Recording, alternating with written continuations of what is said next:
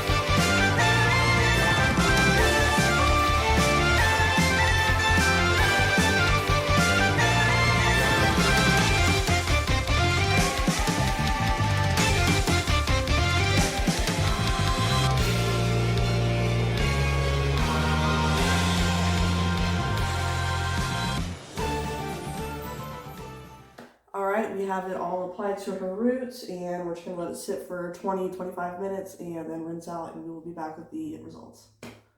All right, here we are. It's about a week later. I don't know why we suck at remembering to film outros, but it looks more or less the same as when it was first done. It's super vibrant and bright. I'm gonna turn around and let them see. Yeah, all throughout. Got the red roots. And yeah, I think it looks pretty awesome. Yeah, I think it looks awesome. That's it for this video. Thank you so much for watching, and if you enjoyed, please leave a like and subscribe. It really helps me out, and it's a free way to support my channel, and I will see you in the next one. Peace, love, God God bless.